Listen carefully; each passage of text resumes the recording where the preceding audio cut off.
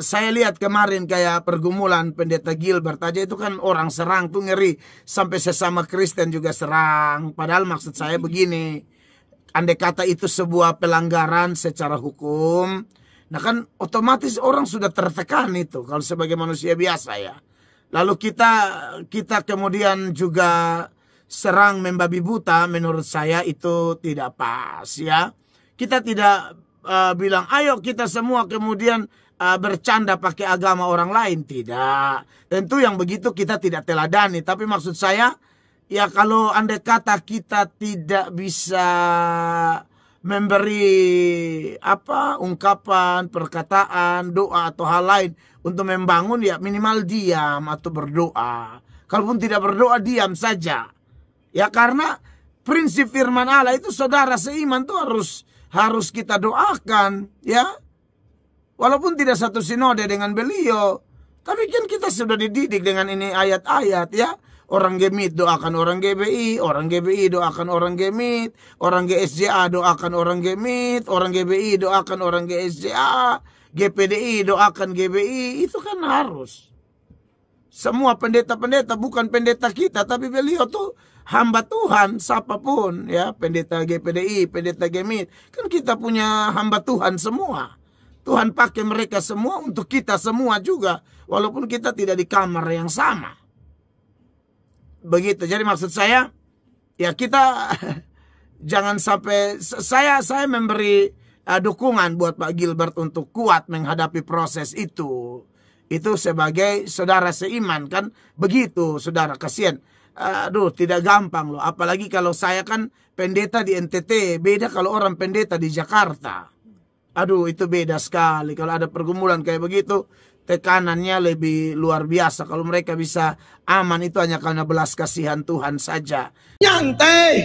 Toh kalau Tuhan sudah patok orang bergereja di sini, Allah tarik ke sini. Allah sudah patok ke sana, Allah tarik ke sana. Biasa aja. Ini bukan perusahaan pribadi. Ini gereja, tempat memuliakan Allah dan memperbaiki orang-orang kotor.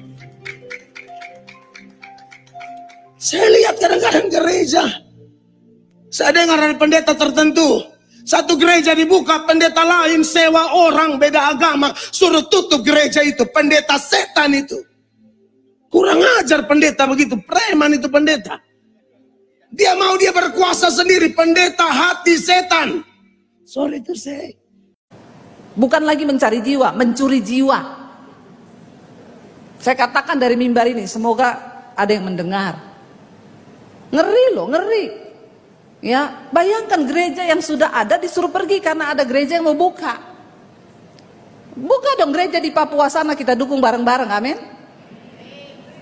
Ya, depan udah ada gereja, buka di depannya, depan-depanan.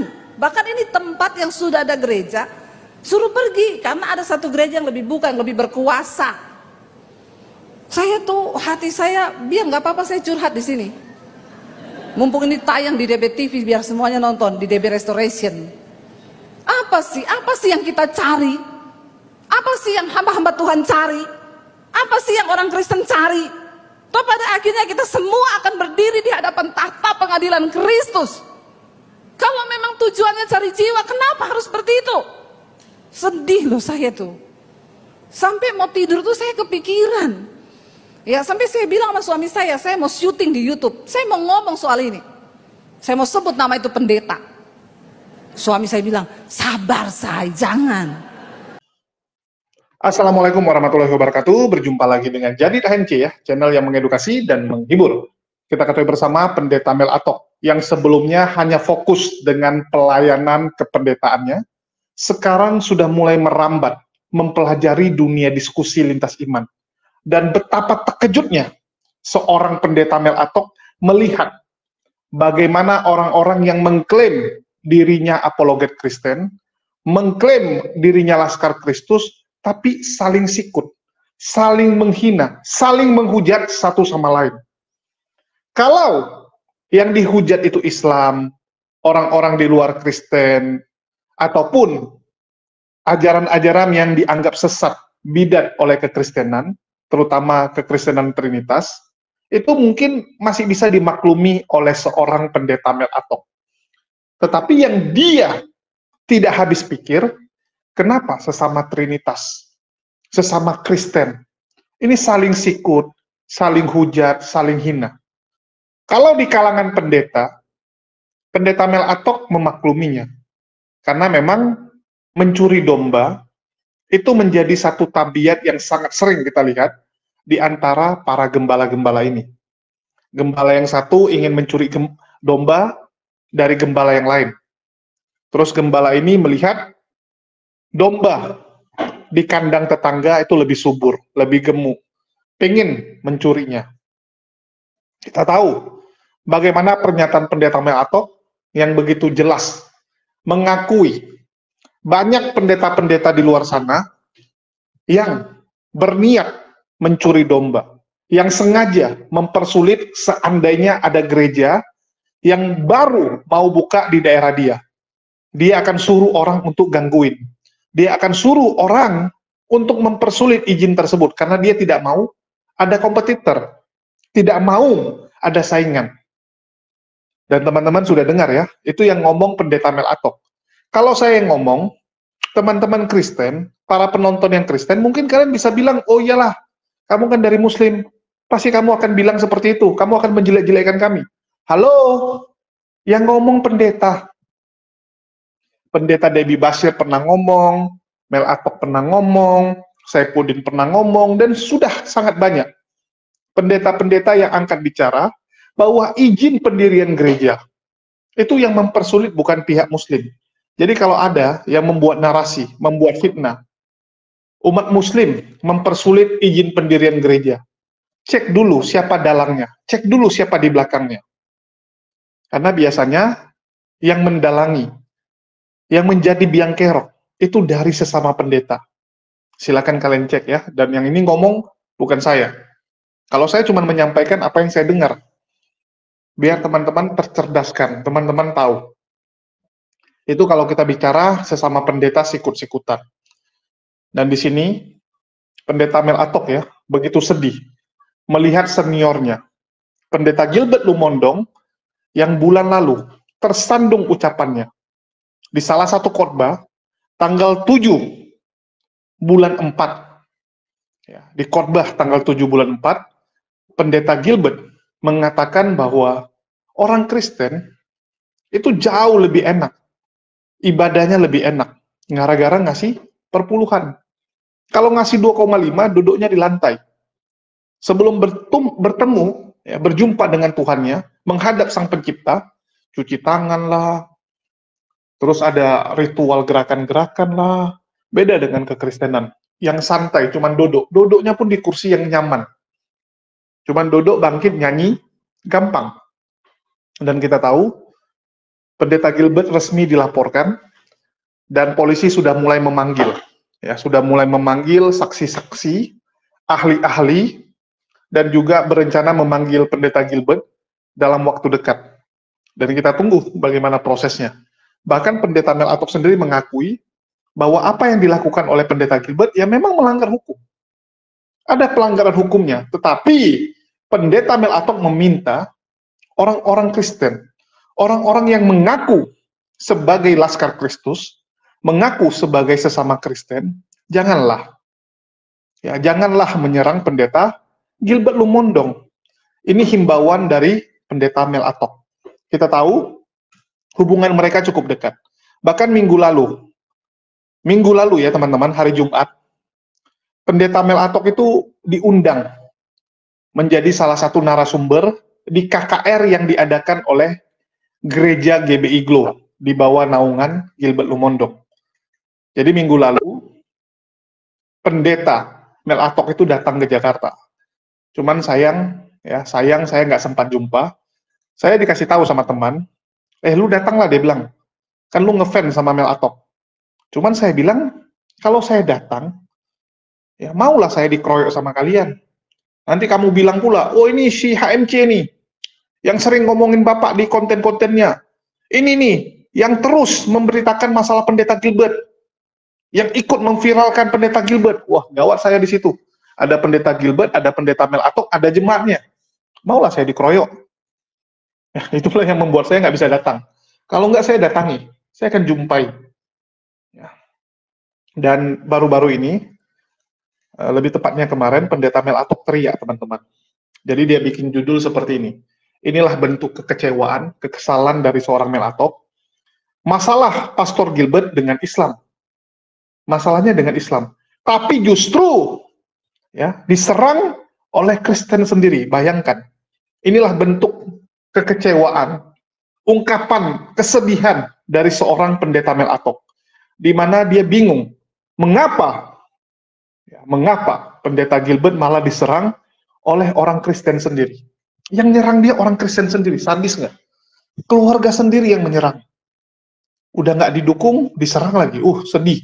Ya, sedih sekali. Oke, kita coba dengarkan dulu.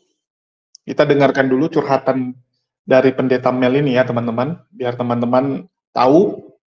Ya, mari kuantitas besar tapi tidak peduli orang lain itu kualitasnya bobrok. Ulang. Kuantitas luar biasa tapi kualitasnya tidak ada itu bobrok. Salah satu kualitasnya bermasalah apa? Tidak peduli gereja lain. Ya.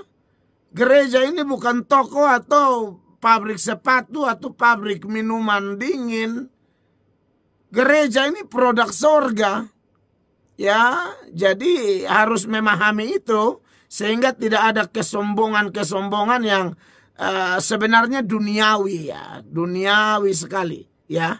Makanya kalau kita lihat di dalam firman Tuhan dalam 1 Korintus itu ya, pasal 3 mulai ayat 1, Paulus tegur karena ada perselisihan di sana. Paulus bilang, dan aku saudara-saudara pada waktu itu, 1 Korintus 3 mulai ayat 1 ya. Dan aku saudara-saudara pada waktu itu tidak dapat berbicara dengan kamu seperti dengan manusia rohani, tetapi hanya dengan manusia duniawi yang belum dewasa dalam Kristus. Susulah yang kuberikan kepadamu, bukanlah makanan keras, sebab kamu belum dapat menerimanya, dan sekarang pun kamu belum dapat menerimanya. Kenapa? Ayat 3, karena kamu manusia duniawi, ya. Jadi bangga dengan gereja kuantitas besar, tapi isinya adalah sikut-sikutan, menghina, lalu tidak melihat kitab suci yang adalah hati Tuhan. Apa sih yang Tuhan mau dari kehidupan bergereja? Yang Tuhan mau dari kehidupan bergereja ialah menjadi satu pikiran. Untuk menjadi satu pikiran harus saling mendoakan. Ya. Tuhan bilang melalui Paulus, karena kamu masih duniawi, manusia duniawi sekali. Badan aja di gereja, pakaian gereja, bilang pakai badak mau ke gereja, tetapi otak, pikiran, perasaannya duniawi. Tandanya apa? Jika di antara kamu ada iri hati dan perselisihan, bukankah hal itu menunjukkan bahwa kamu manusia duniawi dan bahwa kamu hidup secara manusiawi? Jangankan dengan gereja lain, kalau satu gereja nih, sama-sama satu pelayanan hanya beda rayon misalnya, lalu sudah sikut-sikutan ya, sombong-sombongan, pamer-pameran dan lain sebagainya, saya pikir itu harus bertobat ya, supaya setan jangan tipu, karena kita tahu apa agenda setan. Agenda setan itu perpecahan dengan cara apa? Adu domba ya. Kasih jelek satu, kasih jelek lain, adu sana sini. Lalu kemudian kita bertengkar. Kadang-kadang bertengkar karena hal-hal yang tidak prinsip. Nah ini sebagai anak Tuhan, sebagai gereja Tuhan, sinode apapun kita, tolong kita perhatikan ya. Ini penting karena firman Allah seperti itu. Khotbah di radio ini kan khotbah untuk kita semua, bukan khotbah untuk satu gereja. Ini khotbah untuk orang Kristen. Bahkan banyak non-Kristen yang juga pengen nimbrung, ikut, dengar-dengar. Apalagi yang Kristen, kan begitu. Ayat 4. Karena jika yang seorang berkata, aku dari golongan Paulus, dan yang lain berkata, aku dari golongan Apolos, bukankah hal itu menunjukkan bahwa kamu manusia duniawi yang bukan rohani? Ya, jadi kuantitas hebat, tapi duniawi sekali. Aku dari sinode A, aku dari sinode B, aku pun pendeta lebih hebat. Hei, tidak ada pendeta hebat. Lu cari di mana pendeta hebat, omong kosong. Ya, termaksud pendeta yang sedang memuji-puji dirinya juga hati-hati. Ya, tak usah puji, tambah dipakai Tuhan, tambah rendah hati. Kadang-kadang tukang puji diri itu di belakang-belakang penjahat ternyata. Jadi hati-hati. Ya, tak usah bilang saya paling begini, saya paling begitu. Jangan, aduh. Tak usah, nanti tidak bagus. Makanya Paulus ketika namanya disebut sebagai bahan perpecahan pun, dia jelaskan di sana ayat 5. Jadi, apakah Apolos, apakah Paulus, pelayan-pelayan Tuhan yang olehnya kamu menjadi percaya, masing-masing menurut jalan yang diberikan Tuhan kepadanya. Ayat 6. Aku menanam, Apolos menyiram, tetapi Allah yang memberi pertumbuhan. Karena itu yang penting bukanlah yang menanam atau yang menyiram, melainkan Allah yang memberi pertumbuhan. Begitu. Ya. Bahkan Paulus di bagian lain dia mau kasih tahu bahwa ini saya sudah munculkan beberapa kali dan saya senang sekali bagian ini untuk menegur orang-orang duniawi. Biasa salah satu duniawi lagi adalah sok pintar, sok paling benar, sok paling sempurna. Ini bahaya. Rasul Paulus sudah pasti pintar banget, saudara-saudara. Tapi dia bisa menjelaskan orang begitu rupa dan menonjolkan Kristus, ya. Menyingkirkan dirinya seolah-olah di belakang salib Yesus, lalu menonjolkan Yesus yang disalib itu. Ya. Ini penting, kalau tidak nanti gereja akan menjadi tempat kumpul-kumpulnya orang duniawi. Ya, ini bahaya. Jadi kalau ada orang, oh ini pendeta kami lulusan dari ini, lulusan dari Eropa, Amerika, Australia. Lu mau lulus dari mana kayak tetap. Ya, tidak ada orang punya pengetahuan lengkap. Tidak ada yang, oh dia paling pintar sekali. Tidak ada, semua itu ada plus minus. Kita saling melengkapi aja, ya. Ada orang yang tulisannya kita lihat bagus sekali. Maka dia mau omong kayak orang berlapas infus. Jadi maksud saya adalah tulisnya gagah, tapi dia omong mata tutup buka saja. Jadi maksud saya gini, artinya tak ada kurang gitu loh, iya kan? Ada yang tulis kacau, omong kacau, kata-kata tak bola balik tapi protes orang. Nah, beta lihat, ini isolasi satu, dia omong apa gitu loh, ya. Jadi saya nih kadang-kadang ini orang ini pikir pun tulisan baru dong berdiskusi, pikir dong paling pintar, pas tampil di media coba omong sama kayak orang baru sembuh dari penyakit kuning.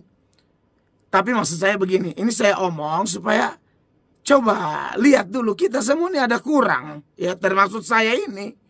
Makanya kenapa saya suka lihat orang pun kelebihan. Hanya yang biasa suka kritik itu yang bodoh tapi sombong, ya. Ada kekurangan tapi bikin diri ke satu top besar, ya. Padahal posting video 100 orang like tuh, haleluya tuh. Syukur banget. Bikin diri ke top gara-gara. Nah inilah kadang-kadang lupa-lupa diri begini nih yang saya pikir ini perlu kita sama-sama belajar teks ini, ya. Begitu penting, jadi belajar rendah hati untuk mendoakan gereja-gereja lain, pendeta-pendeta lain, ya. Mungkin doa yang pertama supaya semua pendeta bertobat. Ini penting, ya. Pintar, hebat bicara, hebat omong, tidak bertobat. Sekarang nih kita bukan kekurangan orang pintar. Ya, kita bukan kekurangan orang latar belakang pendidikan tinggi, no. Saya lihat kita kekurangan orang yang berintegritas. Harus punya keselarasan apa yang kita pahami, apa yang kita bicarakan, dan apa yang kita lakukan. Itu yang ada kuasa menarik orang. Itu Tuhan pakai menjadi magnet, ya, yang bisa tarik orang lain. Kalau hanya omong, khotbah, perilaku nol, ini juga repot. Sebaliknya, perilaku kelihatan sopan, santun, beretika, ajarannya kacau, juga repot. Makanya dua-dua harus seimbang. Makanya di bagian lain, Paulus kan bilang sama Timotius kan, sebagai pembanding, di dalam 1 Timotius ya, 1 Timotius pasal 4 itu ayatnya yang ke-16 kan Paulus bilang sama Timotius, awasilah dirimu sendiri dan awasilah ajaranmu, ya kan? Dua-dua harus diawasi. Orang awasi ajaran, awasi ajaran, awasi ajaran, tidak awasi perilaku juga salah, ya. Awasi perilaku, tapi tidak awasi ajaran juga tidak benar. Yang benar apa? Dua-dua. Ajaranku bagus, perilakuku bagus. Perilakuku bagus, ajaranku bagus. Nah, dengan demikian, orang akan mendapatkan satu paket lengkap. Makanya kenapa saya pribadi, ya, dan saya puji Tuhan, dapat support dari jemaat. Saya sebisa mungkin tidak kasih mimbar ke orang. Ya, pendeta harus berkhotbah. Saya sedih kadang-kadang lihat ada orang bangun gereja, gembalanya tidak pernah khotbah. Jadi dia undang segala macam pengkhotbah. Salah satunya saya. Ya, dia undang jadi gado-gado benar-benar. Satu omong lain minggu depan, ini omong tabrak yang minggu lalu punya khotbah. Aduh. Ini kacau balau, saudara-saudara. Ini gado-gado, lalu dia punya kacangnya, ada kacang baru, kacang lama. Iya kan? Dia punya bumbunya bumbu amburadul. Jemaat bingung. Tapi ada orang memang tidak peduli itu. Yang penting kolete lancar. Yang penting perpuluhan lancar. Yang penting keuangan operasional gereja lancar. Oh, jangan begitu dong. Itu jangan takut. Allah yang bangun gereja, dia mulai, dia terus, dan dia akan tanggung jawab sampai akhir. Jadi jangan sampai saudara-saudara mengajarkan yang kacau balau. Dan puji Tuhan, kalau saya tidak ada, nah pengkhotbah yang bertugas ini puji Tuhan ya, dari pengalaman-pengalaman, ya kadang kita kecolongan juga, tapi kita belajar, dan akhirnya semua hamba Tuhan yang berkhotbah, puji Tuhan. Kemarin ada jemaat bilang, Bapak tidak ada juga, puji Tuhan. Ini pengkhotbah sudah mengajarnya seragam dengan Bapak. Saya bilang, iya puji Tuhan, kami saling rendah hati, saling mengingatkan. Karena tidak bisa satu omong lain, satu omong, dia sendok patah di situ. Itu mulai dari gembala sampai guru sekolah minggu, tidak boleh lain-lain. Harus betul-betul sesuai firman. Nah, ini penting saudara-saudara, sehingga ada satu kesatuan di sana, ya. Makanya banyak juga yang nasihat saya, Pak Mel, hati-hati, karena ini orang-orang yang mengaku hamba Tuhan ini juga lucu-lucu. Dengar bila hamba Tuhan A jatuh, hamba Tuhan B jatuh, ini itu jatuh, toh. Lalu mereka bilang, kau lihat nanti Mel Atok tuh, bayangkan. Ini kan lucu, saudara. Bukannya doa, dia saya yakin dia tidak doa, omong kosong. Dia tunggu kapan Mel Atok jatuh. Dia bilang, lihat sah, kau lihat sah. Lihat dia pemulu-mulu besar tuh. Orang Kupang bilang mulu-mulu besar. Lihat dia omong-omong, kau lihat sah. San lama, bayangkan saya. Tidak lama lagi tuh. Tapi ini iblis satu nih, dia bukan berdoa, dia bilang tunggu, lihat saja, dia kalau sudah tumbang sudah habis. Aduh, kacau ya. Jadi saya lihat memang ada orang-orang jenis ini. Memang kalau orang suka orang kalau tidak suka kita tuh, kita mau bagus kayak apa, lu akan tetap jelek. Lu mau berhasil kayak apa, lu tetap jelek. Tapi khusus ayat ini, ketika Rasul Petrus setelah dia bilang seperasaan, lalu dia maju mengasihi saudara-saudara, ya. Ingat, kita mengasihi semua orang, tapi yang paling utama saudara seiman. Ya, Galatia 6 ayat 10 begitu jelas.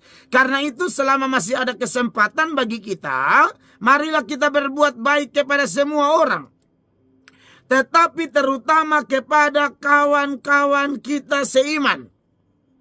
Iya kan? Ya, kadang-kadang juga mungkinlah mereka buat kesalahan, tapi kita harus rangkul, kita harus mendoakan, siapa tahu ya Tuhan kasih kekuatan. Saya lihat kemarin kayak pergumulan pendeta Gilbert aja, itu kan orang serang tuh ngeri, sampai sesama Kristen juga serang. Padahal maksud saya begini, andai kata itu sebuah pelanggaran secara hukum, Nah kan otomatis orang sudah tertekan itu kalau sebagai manusia biasa ya. Lalu kita kemudian juga serang membabi buta, menurut saya itu tidak pas ya. Kita tidak bilang ayo kita semua kemudian bercanda pakai agama orang lain, tidak. Tentu yang begitu kita tidak teladani, tapi maksud saya ya kalau andai kata kita tidak bisa memberi ungkapan, perkataan, doa atau hal lain untuk membangun, ya minimal diam atau berdoa. Kalaupun tidak berdoa, diam saja. Ya karena prinsip firman Allah itu saudara seiman tuh harus kita doakan, ya. Walaupun tidak satu sinode dengan beliau, tapi kan kita sudah dididik dengan ini ayat-ayat, ya. Orang Gemit doakan orang GBI, orang GBI doakan orang Gemit, orang GSJA doakan orang Gemit, orang GBI doakan orang GSJA, GPDI doakan GBI, itu kan harus. Semua pendeta-pendeta bukan pendeta kita, tapi beliau tuh hamba Tuhan, siapapun ya, pendeta GPDI, pendeta Gemit, kan kita punya hamba Tuhan semua. Tuhan pakai mereka semua untuk kita semua juga, walaupun kita tidak di kamar yang sama. Begitu. Jadi maksud saya ya kita jangan sampai saya memberi dukungan buat Pak Gilbert untuk kuat menghadapi proses itu. Itu sebagai saudara seiman kan begitu, saudara. Kasihan. Aduh, tidak gampang loh. Apalagi kalau saya kan pendeta di NTT, beda kalau orang pendeta di Jakarta. Aduh, itu beda sekali. Kalau ada pergumulan kayak begitu, tekanannya lebih luar biasa. Kalau mereka bisa aman itu hanya karena belas kasihan Tuhan saja. Jadi maksud saya kalau buat apa-apa tuh kita pikir ini kalau terjadi di saya bagaimana gitu ya. Jadi itu sih maksud saya mengasihi saudara-saudara itu salah satunya itu bahwa kalau mereka menderita ya kita juga menderita begitu. Ya kelakuan dari orang-orang Polikarpus ya seperti itu teman-teman. Mereka akan saling menyerang, saling menjelekkan. Sikut-sikutan. Dikatakan oleh pendeta Mel, ini gereja-gereja besar. Tapi kok sikut-sikutan, saling menjelekkan, iri hati, perselisihannya sangat besar. Bahkan sesama di bawah satu sinode, di bawah satu payung gereja yang sama, hanya beda rayon. Hanya beda rayon ya, beda cabang. Itu aja saling sikut-sikutan juga. Apalagi yang beda sinode. Satu sinode aja, itu bisa sikut-sikutan. Dan itulah buah dari ajaran tersebut, teman-teman. Jadi kalau teman-teman Polikarpus ini kan selalu menggembar-gemborkan, mau lihat satu ajaran itu, lihatlah dari buahnya. Nah, inilah buah yang kita lihat. Dan besok ya, saya akan menampilkan konten-konten di mana para Polikarpus ini kembali baku hantam. Nah, udah beberapa hari ini kita nggak tampilkan mereka baku hantam. Kembali, saling caci memaki antar mereka. Kenapa? Karena memang inilah buah pengajaran tersebut. Kalau pohonnya busuk, pohonnya jelek, buahnya tidak mungkin bagus. Buahnya tidak mungkin bagus. Tapi kalau buahnya jelek, belum tentu pohonnya jelek. Kita lihat, di Islam, ada nggak yang kelakuannya nggak benar? Ada yang KTP-nya Islam nggak benar kelakuannya. Tapi kita bisa lihat, itu buahnya yang busuk. Tapi buah yang lain bagus. Buah yang lain bagus, artinya pohon tersebut nggak ada masalah. Cuman buah yang satu itu, yang jatuh, ya terus nggak ada yang ambil, jadinya busuk dia, kelamaan. Tapi pohonnya nggak masalah. Tetapi kalau yang ini kita lihat, bagaimana ya pohon tersebut menghasilkan buah-buah yang busuk. Nah, itulah pohon Polikarpus, teman-teman. Pohon Polikarpus itu semua buahnya busuk. Ya. Terus antar mereka tuh selalu mencoba meninggikan diri sendiri. Mereka bertengkar, itu bukan untuk hal yang penting, untuk hal yang remeh-temeh. Saling memuji diri sendiri. Kalau di depan, ngomongnya tuh firman Tuhan, tapi kelakuan nggak benar. Itu memang terjadi, teman-teman. Saya langsung ambil contoh aja ya, biar kalian ngerti. Bagaimana Wak Donat selalu merasa dirinya paling pintar. Betul nggak? Wak Donat selalu mengatakan apa? Dia yang paling ngerti kekristenan, paling paham. Terus Pak Bom bilang apa? Pak Bom merasa dia yang paling pintar. Wah, saya yang paling ngerti, yang lain nggak ngerti, nggak bisa jelaskan. Merasa dia yang paling pintar. Begitu juga dengan Paul Jang. Paul Jang itu kalau ngomong, selalu mengatakan apa? Nggak ada yang bisa menjelaskan Trinitas seperti dia. Hanya dia yang bisa menjelaskan dengan lengkap. Dengan gamblang perbedaan antara setiap denominasi itu dan kenapa itu terjadi. Jadi mereka ini saling memuji diri, tetapi kelakuan bejat. Kelakuan bejat. Dan menurut pendeta Mel Atok, yang seperti ini sangat tidak berguna ya. Pendeta, pembuka agama, apologet, yang suka memuji diri, tapi di belakang bejat, itu nggak ada gunanya. Tetapi ada juga yang kelakuan baik, kelakuannya baik, tapi pengajarannya salah. Nah, itu ada juga, banyak. Mikana, bagi orang-orang Kristen, kelakuannya masih oke lah. Ya, kelakuannya belum pernah kita dengar dia cabul, belum pernah kita dengar dia yang aneh-aneh. Cuman pengajarannya salah. Ya, pengajaran salah, itu bahaya juga. Itu bahaya juga, karena bisa menyesatkan orang. Jadi dua-duanya berbahaya. Ya, dua-duanya nggak bagus. Yang bagus apa? Nah, yang bagus seperti Islam. Yang bagus seperti Islam, teman-teman. Jelas. Pengajaran benar, orang benar. Wajib benar. Kalau nggak benar, itu nggak sesuai agamanya. Disepak aja, nggak apa-apa. Karena di Islam itu aturan jelas. Bagaimana bersikap, bagaimana berperilaku. Ada. Kalau di luar, kenapa ngomongnya? Ah, pintar-pintar kamu lah. Yang penting pakai hukum kasih. Yang penting, ya kalian tahu hukum karma. Kan begitu. Selalu ngomongnya seperti itu. Pintar-pintar kalian. Tapi nggak ada guideline-nya, nggak ada aturan jelasnya. Hanya di Islam yang ada. Jadi yang melenceng dari aturan, itu bukan Islam lagi. Nggak apa-apa. Disepak aja nggak apa-apa. Contoh kelakuan-kelakuan yang nggak benar. Kita lihatlah. Yang ngebom orang. Yang menyakiti orang lain. Nah, itu nggak apa-apa, silakan. Silakan disepak. Karena dia sudah melanggar aturan Islam. Udah keluar itu kok. Walaupun KTP-nya masih Islam. Karena kami punya guideline yang jelas. Nah, beda dengan agama yang memang aturannya belum jelas kok. Jadi mau gimana disalahkan. Kalau aturannya nggak jelas, gimana kamu nyalakan orang tersebut? Nggak fair.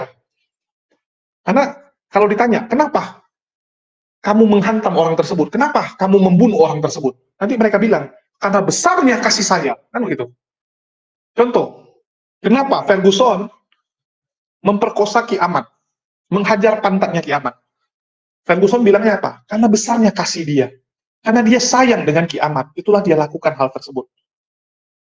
Artinya dia nggak melanggar hukum kasih. Betul tidak? Dia tidak melanggar hukum kasih. Kalau ada teman-teman yang bilang, loh dia melanggar dong.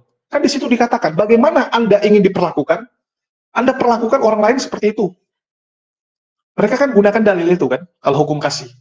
Loh benar dong, Ferguson pengen ditusbol oleh Ki Ahmad. Itulah dia tusbol Ki Ahmad duluan. Tujuannya supaya dia juga ditusbol. Kalaupun nggak ditusbol sama Ki Ahmad, bisa ditusbol sama Elia, bisa ditusbol sama yang lain. Jadi dia pengen juga gitu. Sehingga dia lakukan. Bagaimana Anda ingin diperlakukan, perlakukan orang tersebut seperti itu. Ya benar kan? Jadi apa yang dilakukan oleh Ferguson, menurut kacamata ajarannya itu benar. Nah ini yang bahaya gitu kan. Ini yang bahaya. Dikatakan oleh pendeta Mel Atok, di kekristenan sekarang, kita tidak kurang orang yang pintar. Tidak kurang orang yang akademis, artinya orang yang belajar, punya gelar akademis, nggak kurang. Tapi yang kurang itu apa? Orang-orang yang berintegritas. Nah, ini yang saya selalu tekankan juga, teman-teman. Integritas. Attitude. Ya. Ini yang paling penting. Karena nanti kita, waktu meninggal, teman-teman, kita nggak ditanya, kamu udah hafal berapa bahasa? IQ kamu berapa? Gelar kamu apa? Gitu? Profesor, doktor, atau apa? Nggak ada, teman-teman. Kita masuk surga itu karena perbuatan. Amal ibadah kita. Yang paling penting rahmat dulu kan. Atas rahmat Allah, baru perbuatan kita. Amal ibadah kita. Itu yang penting. Jadi kita di Islam ditekankan integritas. Nomor 1. Sikap kita, nomor 1. Ya. Dan untuk hal ini saya setuju. Banyak orang sekarang sok pintar. Banyak orang sekarang mengaku doktor teologi. S3 teologi. S3-nya teologi, tapi kelakuannya tolologi, teman-teman. Kelakuannya tolologi, bayangkan. Anda mengaku pintar dalam hal ilmu agama, tapi kelakuan bejat. Kelakuan suka marah-marah, kan nggak benar. Ya, kecuali Anda S3 maling, S3 begal, nggak boleh. Saya ini dokter dalam bagian begal, profesor dalam bidang maling-memaling, merampok, nah, itu oke. Kalau kelakuan nggak benar itu oke. Tapi ini bicara agama loh. Bicara agama. Bahkan kemarin MIM ya, itu sudah merepet, membahas tentang orang-orang Kristen yang sekarang latah. Latah sekali. Ada yang viral. Wah, masih muda, hebat. Omongannya sangat lembut. Omongannya sangat keren, lancar. Tidak ada terputus-putus. Terus sudah dianggap paling hebat. Halo, sekolah aja enggak kok. Kalau cuman pintar ngomong, orang jualan obat juga jago ngomong. Banyak orang-orang yang jago ngomong di luar sana, bahkan penipu sekalipun. Penipu itu jago ngomong. Kalau nggak jago ngomong, nggak bisa menipu dia. Sedangkan yang kita ngomong ini agama, nggak boleh salah-salah. Nggak boleh salah-salah, teman-teman. Bahkan saya aja ya, kalau kalian suruh bahas masalah Islam, saya akan bahas yang saya ketahui saja. Yang saya tidak ketahui, saya nggak akan masuk terlalu dalam, karena bahaya. Jangan gara-gara saya salah, orang tersesat. Itu bahaya sekali. Kita bukan Polikardus. Kalau Polikardus, gas. Ya, nggak benar pun nggak apa-apa. Yang penting bunyi. Yang penting ngoceh. Supaya penonton lihat, wah hebat. Ya. Supaya penonton terkesima. Terus dikatakan juga sama Mel Atok, ada gereja yang malah saking sukanya, itu ngundang pendeta lain. Jadi gereja tersebut kebaktiannya itu diisi oleh pendeta-pendeta tamu, sampai gembala sidangnya, atau pendeta utama di gereja tersebut, nggak pernah khotbah. Nggak pernah dapat bagian khotbah. Dan dia nggak peduli. Karena apa? Karena yang penting perpuluhan. Persembahan kasih. Kolekte, itu yang penting. Dia nggak peduli. Pendeta yang dia undang, minggu ini ngomong A, terus pendeta yang minggu depan ngomongnya B. Bertabrakan. Berbenturan pengajarannya. Yang satu bilang A, yang satu bilang B. Mereka nggak peduli. Gereja-gereja tersebut tidak peduli. Yang penting, rame yang datang. Yang penting, gembalanya itu bisa kolek uang, persembahan yang banyak. Nggak perlu capek-capek kan gitu. Nggak perlu dia capek-capek naik mimbar. Dan bisa jadi kalau dia yang khotbah, orang tidur. Ada gembala-gembala sidang seperti itu, teman-teman. Kalau dia yang khotbah, jemaatnya tidur. Tapi kalau dia undang pendeta tamu, jemaatnya semangat, rame yang datang. Karena penasaran. Karena memang kalau yang pendeta-pendeta tamu, biasanya tuh yang jago ngomong yang diundang. Nggak mungkin Anda undang pendeta yang bikin tidur orang, yang bikin orang bosan. Nggak mungkin. Yang diundang tuh pasti yang keren. Kasih kesaksian, jago ngomong. Nah itulah kenapa Bloko Suntur, Saifuddin Ibrahim, itu banyak diundang oleh gereja-gereja. Nggak putus-putus gereja yang mengundang dia. Karena kalau dia datang, jemaat senang. Kenapa jemaat senang? Karena yang dibahas Islam. Ya, yang dibahas Islam, dijelek-jelekkan Islam. Wah, jemaatnya senang. Oh, mantap ini gitu kan. Masuk itu barang. Ini yang bahaya. Ini yang bahaya. Harusnya gembala, pendeta utamanya, itu yang lebih banyak khotbah. Mungkin dalam sebulan ada 4 kali khotbah, ya minimal 2 lah. Dia yang ngomong, 2 lagi baru tamu. Bahkan kalau bisa ya, 4-4-nya dia yang isi. Supaya apa? Pengajarannya tuh continue. Continue, teman-teman. Ada beberapa gereja itu menerapkan sistem seperti itu. Jadi, 1 tahun ini temanya tentang apa? Ya. Misalnya 1 tahun ini tentang mengurus rumah tangga. Hubungan rumah tangga. Jadi memang setiap khotbah, setiap minggu itu bahas itu terus. Karena kan nggak bisa dalam 1 kali khotbah selesai semua, nggak bisa. Jadi minggu 1, minggu 2, minggu 3, minggu 4 pengajarannya itu berlanjut. Sama seperti orang belajar di sekolah. Berlanjut. Supaya masuk ilmunya, supaya jemaat pun mau nggak mau datang, supaya nggak ketinggalan kan. Nggak ketinggalan pengajaran, dia harus datang. Tapi kita lihat sekarang memang yang lebih disukai pendeta-pendeta yang bisa bikin lucu, pendeta-pendeta yang heboh. Nah, itulah contoh-contohnya seperti si Bloko Suntur. Laku si Bloko Suntur ini, teman-teman. Nah, kayak Gilbert Lumondong, jadikan zakat dan sholat umat muslim sebagai bahan lelucon. Ya, dijadikan bahan lelucon. Coba lihat jemaatnya, senang nggak? Senang. Buktinya ketawa semua kan? Ketawa, tepuk tangan. Artinya apa? Bagi mereka itu menyenangkan.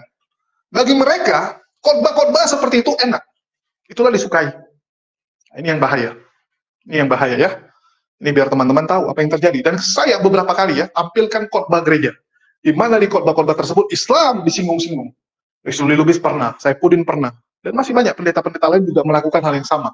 Jadi kalau ada apologet Kristen yang mengatakan, oh kami di gereja nggak pernah bahas agama Islam. Keren, buktinya banyak. Kita ngomong karena kita pegang bukti. Kalau kalian ngomong asal cuap. Kalian bilang, di masjid bahas Kristen. Halo? Masjid mana bahas Kristen? Nggak ada buktinya. Begitu ditanya, mana bukti rekamannya? Oh adalah, pokoknya saya pernah dengar, pokoknya gitu kan. Ujungnya pokoknya. Di masjid, kadang ada dibahas agama di luar Islam. Tapi itu kafir, Nasrani, dan Yahudi. Nasrani dan Yahudi memang kadang dibahas. Ya. Di sholat Jumat ada dibahas. Nasrani, Yahudi. Kenapa dibahas? Karena memang di Quran ada. Di Quran ada, teman-teman. Biar teman-teman Kristen tahu nih. di Quran itu ada membahas hal tersebut. Jadi kalau disampaikan oleh khotib Jumat itu wajar.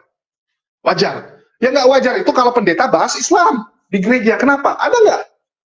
Ada nggak di Bible menulis Islam, menulis Nabi Muhammad SAW? Nggak ada. Jadi ngapain dibahas? Coba saya tanya. Nggak nyambung kan? Nggak nyambung. Kalian kalau mau bahas ahli Taurat, orang Farisi, ya itu nggak apa-apa. Itu nggak apa-apa kalian bahas. Kalau orang Yahudi tersinggung, ya kalian bisa bilang, di kitab kami memang tulis. Kan begitu. Kalau umat Muslim tuh nggak pernah bahas Kristen, Nasrani iya, karena memang ada. Ya, ini biar kalian tahu teman-teman ya. Terus, itulah bentuk kekecewaan dari Mel Atok kepada orang-orang Kristen. Bahkan dia mengatakan banyak sekali orang-orang Kristen di luar sana yang menunggu Mel Atok jatuh. Bayangkan, Mel Atok itu ditunggu jatuhnya. Jadi antara mereka tuh lagi nunggu, saling menunggu. Mana nih pendeta nih, kapan tumbang? Begitu tumbang, dombanya akan jadi rebutan. Ya, jadi itu ibarat kayak main game ular-ular itu, yang melilit tuh. Begitu ada yang mati, domba-dombanya akan direbut. Pendeta Mel Atok, seandainya hancur, dia hancur. Misalnya dombanya dari 1000. Begitu pendeta Mel Atok hancur, mungkin domba yang setia masih ada 200. 800-nya akan mencari gembala baru. Nah, itu akan direbutkan tuh. Direbutkan oleh pendeta-pendeta yang lain, gembala-gembala yang lain. Itulah kenapa pendeta Mel Atok bilang apa? Semua banyak yang menunggu dia jatuh. Ya, banyak yang menunggu. Dan dia membahas tentang mengasihi teman-teman seiman yang paling utama. Jadi di sini ada ajaran ya. Ajaran Kristen menurut pendeta Mel Atok bahwa disuruh ya, ini perintah. Artinya perintah Tuhannya mengutamakan sesama Kristen. Ya, mengutamakan sesama artinya sesama Kristen dulu, baru yang kedua orang-orang di luar Kristen. Jadi kalau kalian bilang ya, kenapa umat Muslim itu disuruh memilih pemimpin yang Muslim? Nah, itu kan selalu mereka bahas. Bahkan Ahok tersandung kasus tersebut. Kenapa umat Muslim disuruh mencari pemimpin yang Muslim? Ya memang, karena kalau orang di luar Muslim itu pasti ngaco. Menurut sudut pandang agama Islam ya, menurut sudut pandang agama kami, kalau di luar seorang Muslim, itu pasti dibimbing oleh setan. Mohon maaf, itu pandangan agama kami. Jadi kami disuruh mengutamakan yang sesama Muslim, kecuali udah nggak ada lagi. Cuman masalahnya di Indonesia, penduduk Muslim 270 juta. Apakah semuanya itu bodoh banget gitu, sampai nggak pantas jadi pemimpin? Seperti di Jakarta, penduduk Muslimnya kurang lebih ada 9 jutaan. Apakah 9 jutaan itu bodoh sekali, sampai nggak ada satupun yang pantas? Kan seperti itu. Jadi di Muslim memang kita disuruh seperti itu. Dan di Kristen sekalipun ya, di Kristen sendiri itu juga ada. Disuruh apa? Mengutamakan sesama Kristen. Utamakan bantu sesama. Artinya kalau ada orang Kristen ya menemukan orang yang tenggelam, ada 2 yang tenggelam, satu Islam, satu Kristen. Dia wajib membantu yang Kristen dulu. Yang Islam dibiarkan tenggelam. Walaupun yang Islam mungkin teman sekantor dia. Misalnya nih, pendeta Mel Atok menemukan orang di tengah laut. Tetapi dia cuma bisa nyelamatin 1 orang. Yang satu teman kantor dia, atau teman sepermainan dia, teman dia waktu kecil. Tapi ini agamanya Islam. Sedangkan satu lagi, dia nggak kenal. Dia nggak kenal tapi punya kalung salib. Punya kalung salib, punya tato salib. Nah, dia akan tolong yang itu. Dia akan tolong yang itu, karena memang perintah Tuhannya seperti itu. Ya, perintah Tuhannya seperti itu, teman-teman. Harus kasihi teman seiman yang paling utama. Tetapi kita bisa lihat, pendeta Mel Atok sedih. Karena sekarang malah sesama Kristen itu saling baku hantam. Apalagi mungkin setelah menonton video saya ya. Pendeta Mel Atok ini kan sering nonton video saya, dia lihat bagaimana sesama Kristen itu ribut terus. Sesama apologet Kristen ribut terus. Ya, saya tag nama dia tuh, dia nonton. Bahkan dia juga bingung ya. Pendeta Gilbert Lumondong tuh benar-benar dihujat habis-habisan oleh orang Kristen sendiri. Bahkan kalau saya baca komentar-komentar, banyak yang bilang, saya Kristen dan saya setuju pendeta Gilbert masuk penjara. Jadi tangkap itu Gilbert Lumondong. Saya nggak tahu. Itu karena mereka pengen nyuri domba pendeta Gilbert yang gendut-gendut, atau memang ini mereka udah kesal gitu, karena agama Kristen dirusak oleh orang-orang seperti ini. Bahkan kalau saya lihat teman-teman Katolik ya, itu benar-benar udah nggak tahan ya. Biasanya orang Katolik itu paling sabar. Tapi saya lihat orang Katolik pun sudah mulai geram melihat kelakuan orang-orang Protestan. Karena mereka merasa ini Protestan yang buat masalah, Katolik juga ikutan kena. Orang Katolik jadi ikutan kena nih, gara-gara Protestan banyak membuat masalah di Indonesia. Kita lihat, Polycarpus yang tersandung kasus hukum. Ya, tersandung kasus hukum tuh semua Protestan, teman-teman. Sampai detik ini saya belum menjumpai yang Katolik ya. Kasus penistaan agama tentunya. Kalau kasus tali air ya ada. Kasus pemerkosaan ya ada juga yang dari Katolik. Tapi kalau penghujatan kepada agama Islam, entah kenapa ini Protestan terus yang kita lihat. Dan Katolik sudah mulai resah, karena mereka jadi ikutan kena imbasnya. Mereka kena imbasnya, dan kita lihat mereka sekarang sudah mulai bangkit berdiri, melawan Polikarpus ini juga yang nggak tahu diri. Merasa bahwa kekristenan itu milik mereka. Merasa mereka itulah yang berjasa bagi Kristen. Padahal kitabnya saja mereka ambil dari Katolik. Nama tempat ibadahnya, yaitu gereja, itu juga punyanya Katolik. Cuman mereka ubah kan gitu. Salibnya nggak ada korpus. Itu saja yang diubah. Tapi itu kan istilahnya ngambil orang punya, terus Anda ubah-ubah, Anda rombak sendiri. Gitu. Itu kalau jatuhnya ya KW juga. Barang KW kan seperti itu. Barang tiruan seperti itu. Kita ambil yang original, kita ubah sedikit. Terus kita klaim itu punya kita. Halo? Aduh, malu-maluin ya.